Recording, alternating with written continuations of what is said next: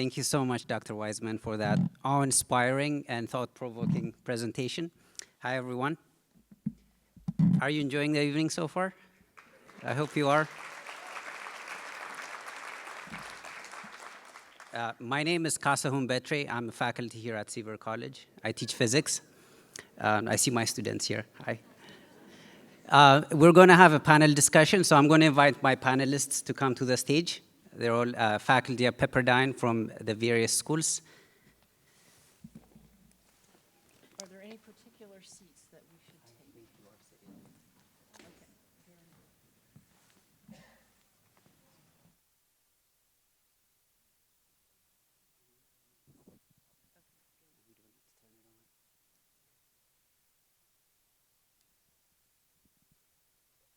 Thank you, panel.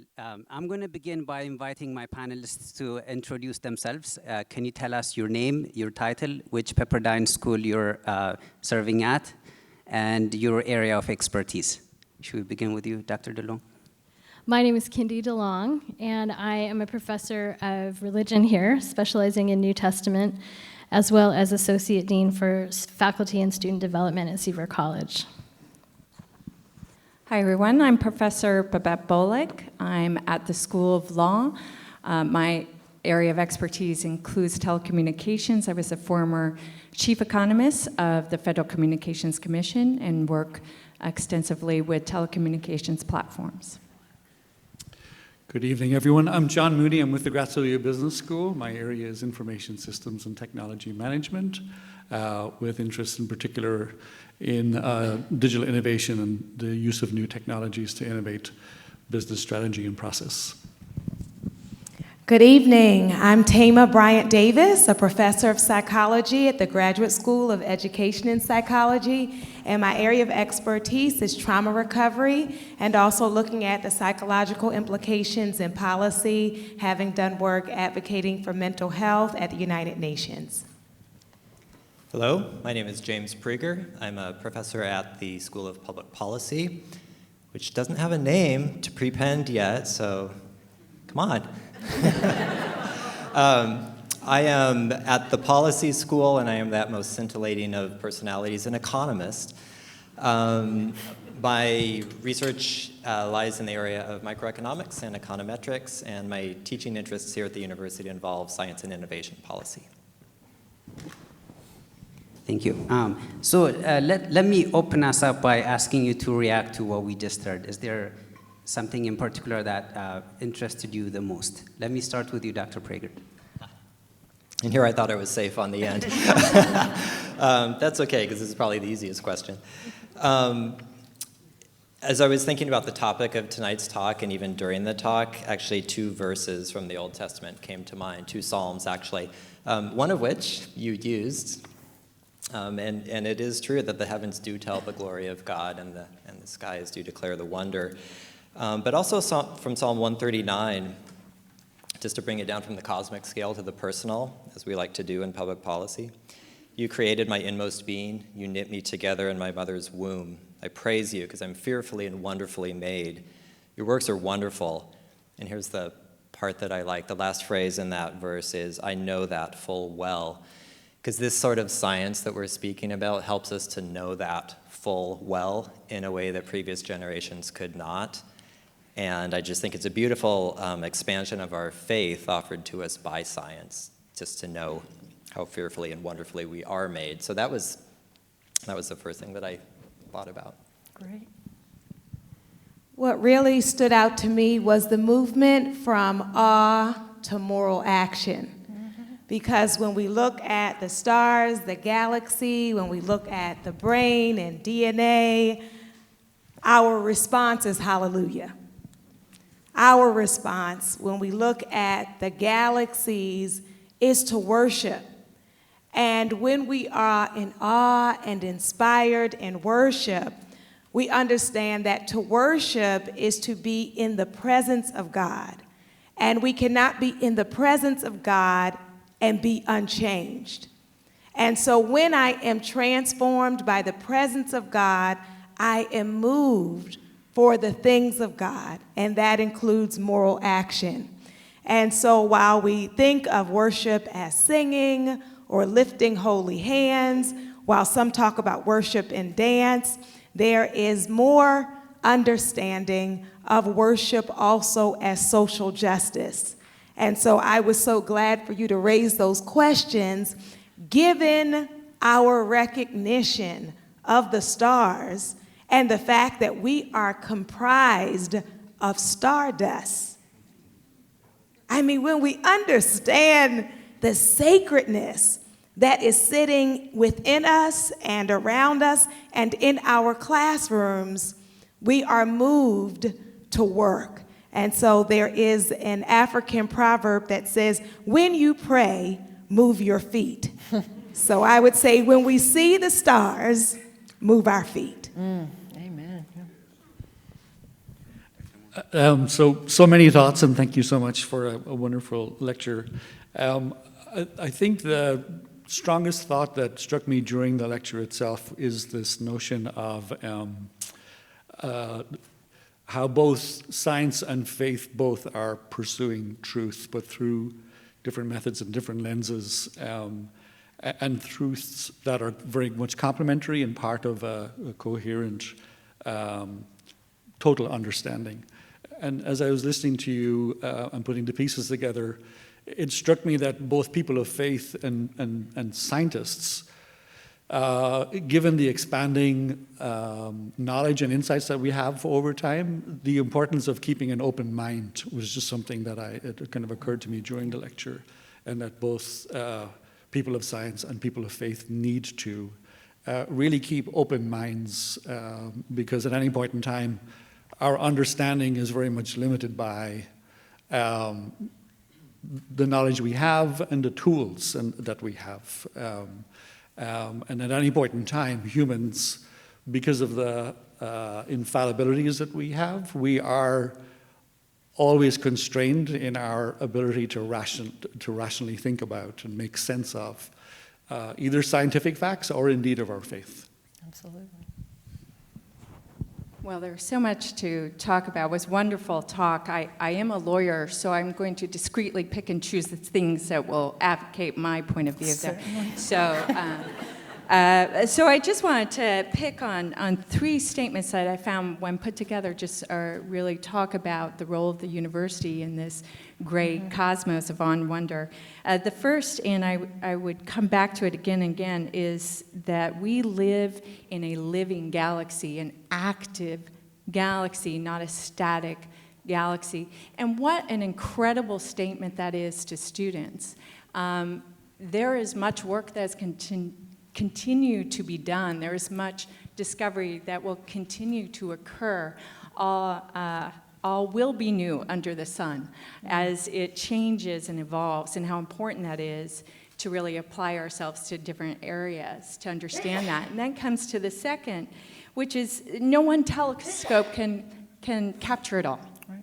And not only no one telescope, but all different types of telescopes in different positions need to tell this one story of discovery we're looking at. And what a great analogy can be made to our own lives and our own human experience and what we're looking for and how much different ideas and telescopes we need to understand the human experience. And also, it helps to see it in context. It does help to see it in context, and context is brought together in a university, hopefully, in bringing people of different viewpoints, of different philosophies, of different skill sets to bring in all these different questions that you're talking about. So it really speaks to the life that can be here and the community that we can build even outside our bodies, which apparently is a community itself. Exactly. So I learned that too, so thank you. I was really struck by your description of the universe, the wonder, the awe, the size, the beauty.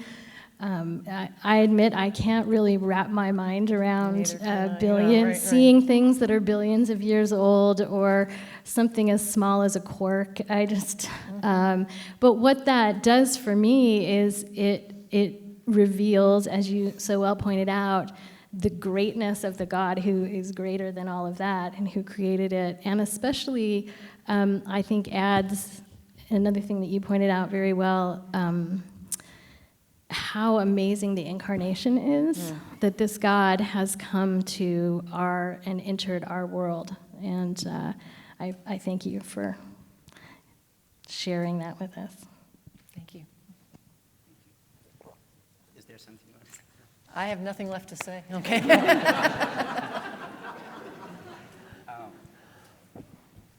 So my next question is, we saw in Dr. Wiseman's presentation how scientific discoveries and new technologies challenge not only our understanding of who we are, they challenge our belief systems.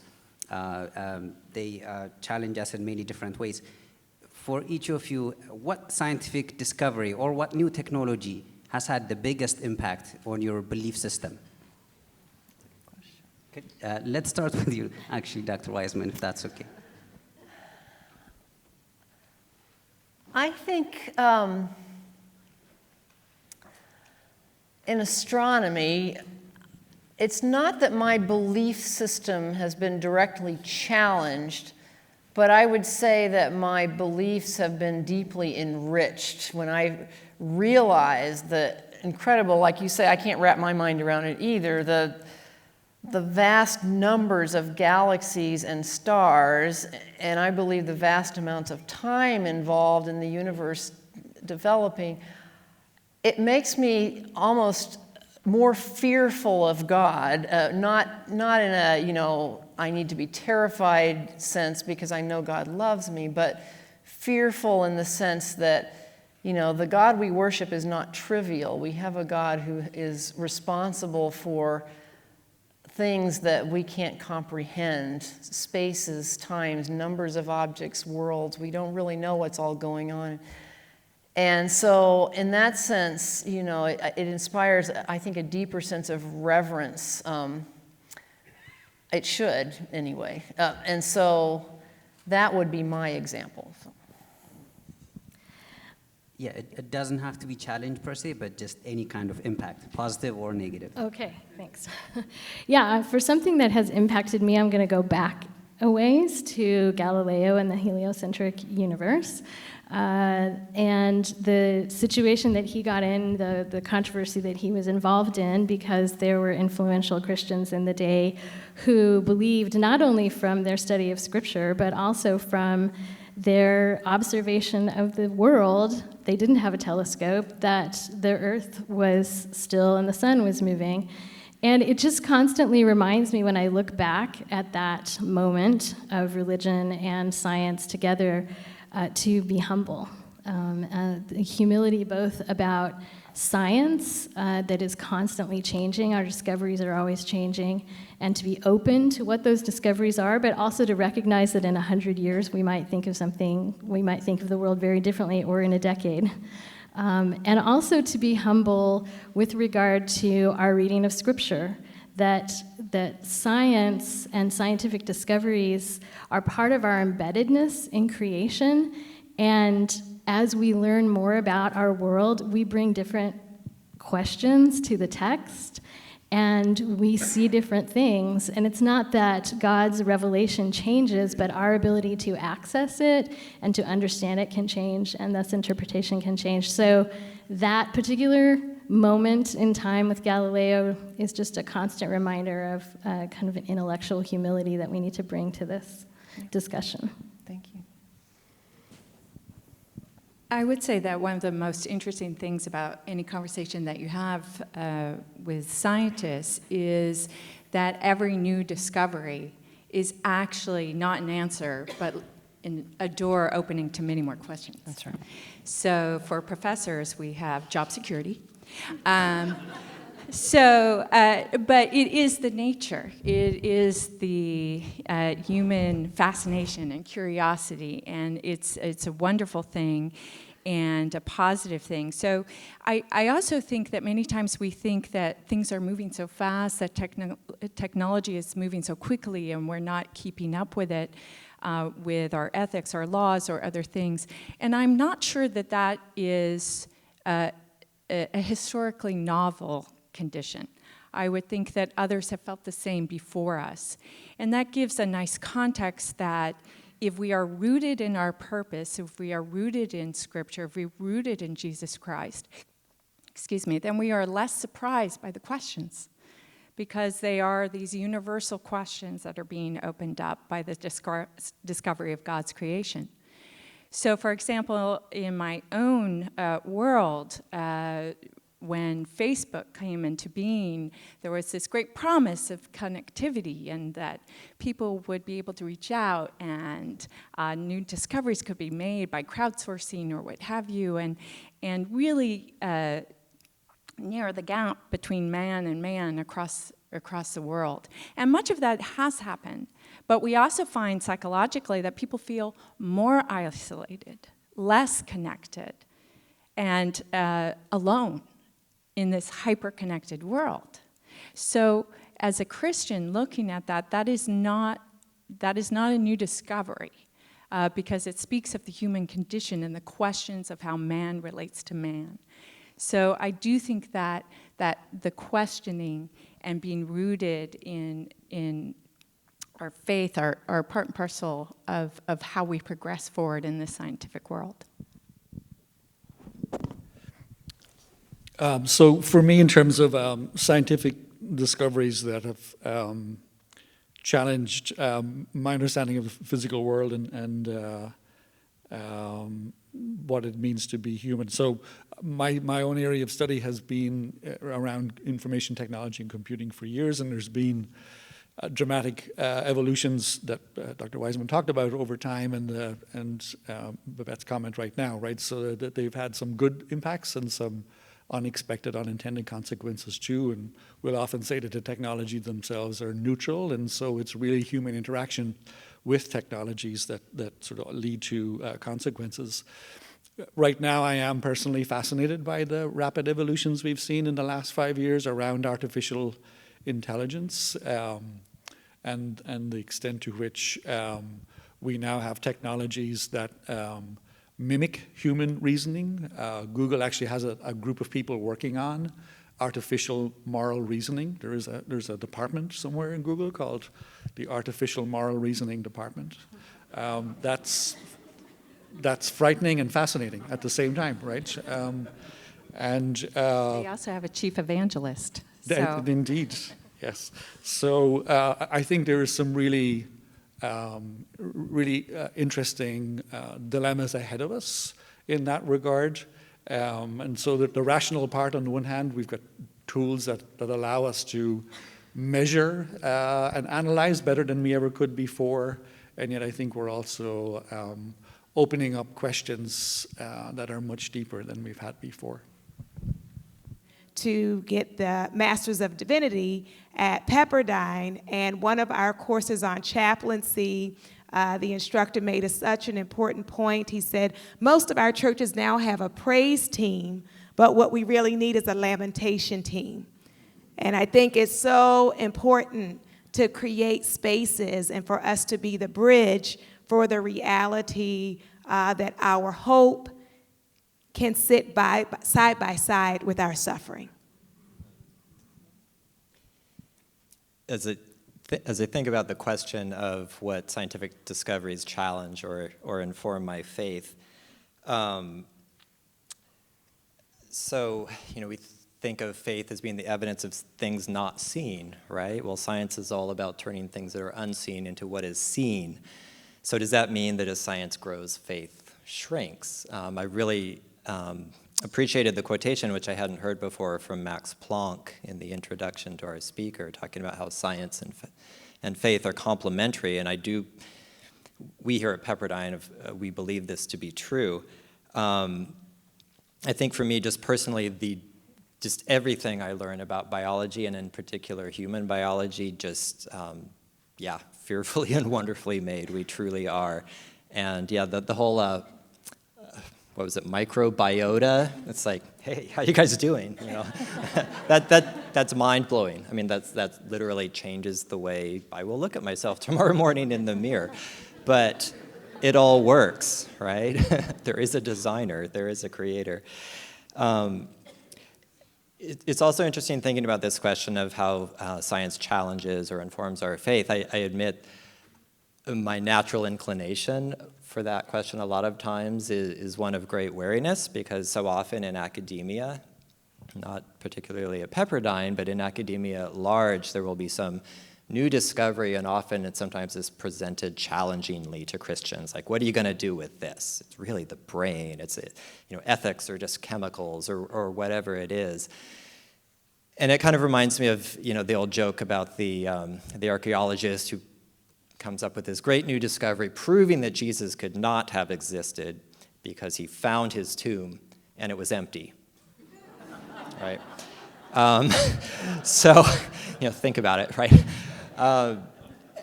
And let me just tie this back to Pepperdine. That's what I love about this place, is it gives each one of us as faculty and students and members of the community the freedom to ask these questions, not in antagonistic ways. And so, for example, at the School of Public Policy, when we're thinking about the public in public policy, we can view each of these members of the public. It's not this undifferentiated mass to be controlled by a social engineer, but these are people. These are people that are each created by God.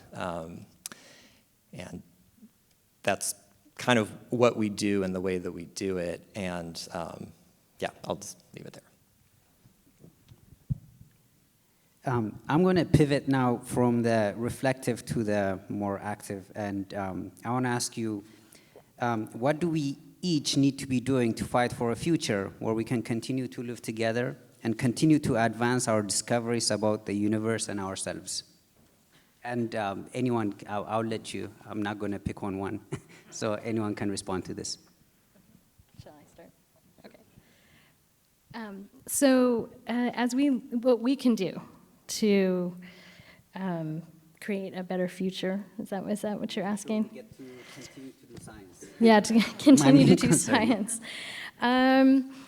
Well, I think there's so many things, but one is to remind each other to cultivate a sense of curiosity and a sense of learning about the world that we're in. And I feel like that is such a crucial, such an elemental part of what makes us human, and the video that you showed at the end really emphasized that. And that can get lost when we make education only about achievement and employment.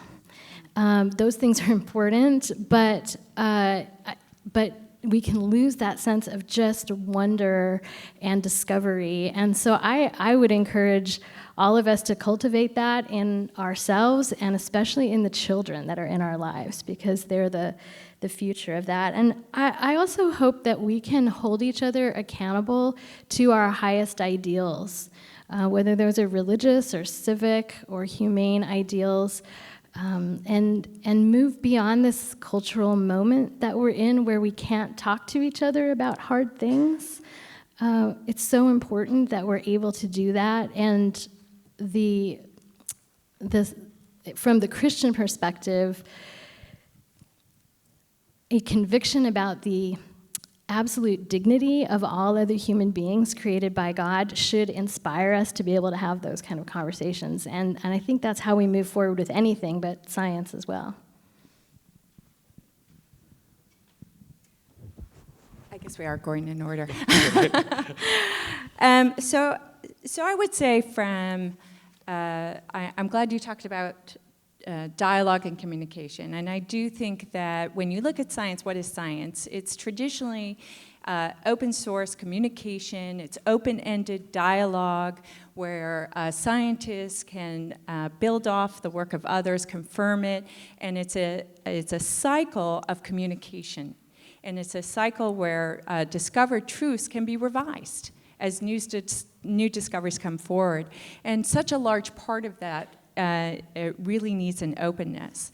And I would say that from a lawyer's point of view, I do think a lawyer can really, or laws and people are bringing forward laws or government can help that. And how they can help that is creating space for that dialogue so that There is sort of direct space for man to discover his relationship to God, whether it's religious freedom or freedom of speech, or if it's freedom of association, man's relationship to man, man's relation to creation, man's relation to self. All of these things each person needs to discover.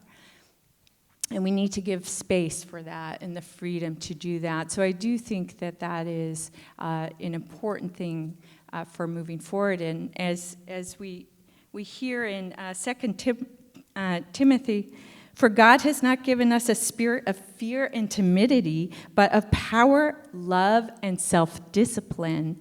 And moving forward in these conversations with power, love, and self-discipline is a way to keep science and the questions open so that we can pursue these important aspects of human life and human relationship with God. So I think for me, the answer to your question that occurs to me is that we here at Pepperdine just need to step up our game, and I mean it in a very positive way, and do an even better job of fulfilling what is already written in our mission statement and our affirmation statement. I mean, to step back from tonight's lecture and say that we will best serve God and serve humanity by leveraging the power of both science and faith. Pepperdine seems so well positioned to do that, and many elements of our mission and our affirmation statement set us up to do that. So academic excellence, Christian faith, and the notion in the affirmation statement about truth having nothing to fear from investigation should be pursued relentlessly, right? And I think, all of us at some point in time we get comfortable in our disciplines. And I think the other big theme for me from the lecture tonight is a reminder about the importance of interdisciplinarity in all of this. At a very high level, that crossover between science and faith, but for all of us to really leverage the best of what we have to offer as a community. To turn to the business school, since I'm representing the business school, we do in our programs emphasize educating business leaders who are interested in pursuing more than profit, right? And really thinking about a wider set of stakeholders that at the very least includes employees, but also thinks about customers, the community, and the environment. We talk about developing values-centered business leaders who seek to do good for business and do good for the world. And I think, again, we've had those themes for a while, but my answer to your question, Kassa, would be we really need to step it up and really do better. I would say the urgency of now, that this is not an intellectual exercise, and that the least of these are hanging in the balance, that people's very lives literally depend on our action and on our scholarship. And so for us to be innovative and be willing to think outside of the box. In psychology, there is a construct people are using now, which is decolonized psychology. And so we have a very colonized view of what healing looks like and who said it has to look like that, and research and evidence based on who. And so being willing to ask those questions. And then I would say being interdisciplinary. One of my best moments at Pepperdine was when I first came and we went on a faculty retreat and had dialogue with people from all different departments and divisions with that backdrop of faith. And so if we would get out of our separate spheres and come together and also recognize and celebrate the diverse work that we all do and appreciate that, we can get so much accomplished. And the final piece I would say is mentorship. I think back fondly to my years in graduate school at Duke University, and the first paper that I turned in, I went to meet with the professor, and he said, "Who said all of this?" And I was so puzzled. I said, "Me, it's my paper." And he said, "Oh, no, it's not for your voice, right? Like every sentence needs to have a citation." And I said, "Oh." And then when I switched for my doctoral, that was my master's advisor when I switched for my doctoral program, and I turned in my first draft, and every sentence had a citation. My professor said, "Tama, where's your voice?" And I said, "You mean I get to say something?" She said, "What would be the point if you didn't say anything?" So I smile to myself when I receive my students' papers now, and they're either passionate essays or they are voiceless, and trying to find that middle ground where we understand the literature that has come before us and build on it. Kind of forgot the original question at this point, so let me repose it in a way I want to answer it. If the question is, what can we do to further and continue scientific progress and knowledge and discovery, let me just kind of take perhaps a little more macro view than some of the other more personal answers, because of course this intersects with public policy and economics very deeply. Because if we think about why we are able to perform this sort of science today, it's because we are very wealthy nations, which leads to the question of why are we wealthy nations? Now, economists have talked a lot about this.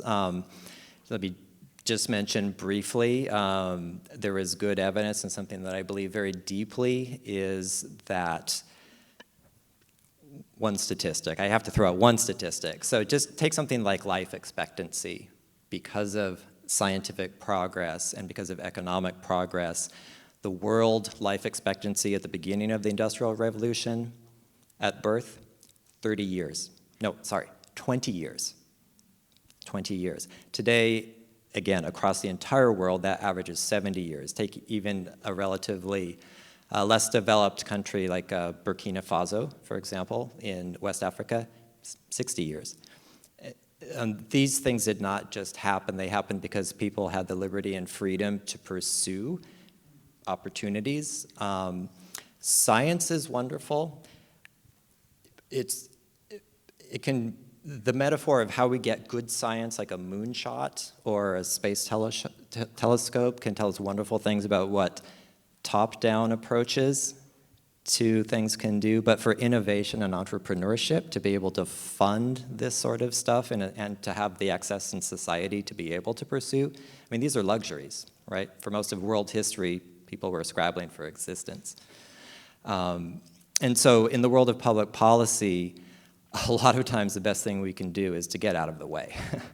Not to take the social engineering approach, not to say, okay, you atomistic individuals here, we will tell you what we think is good for you. The internet as we know it today, for all its good or ill, yes, it was first created by government, but if a government committee had been in charge of what it would look like, do you think we would have Google, Facebook, all these other amazing things that came out of creativity? Yes, some for ill, but much for good.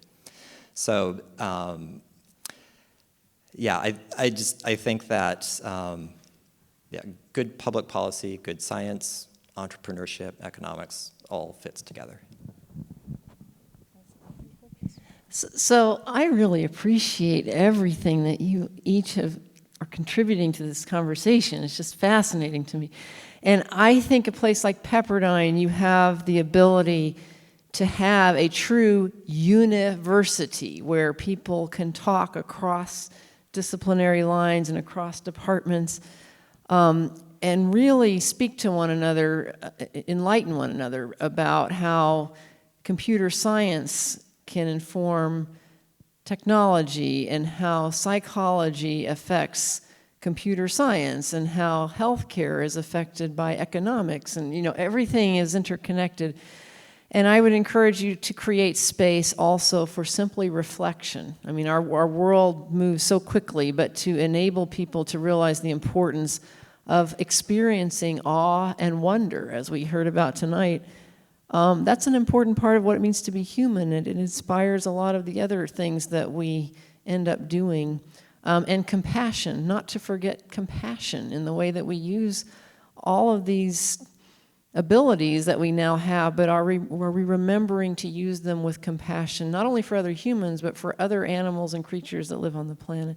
So yeah, I think a place like Pepperdine is one of the rare places on earth where you can talk across the disciplines as well as bring in concepts of service, worship, praise, and these types of things as well. I have many more questions, but unfortunately we don't have time. So we're going to end it here. I want to thank my panelists. I want to thank Dr. Wiseman, and I want to thank all of you for coming.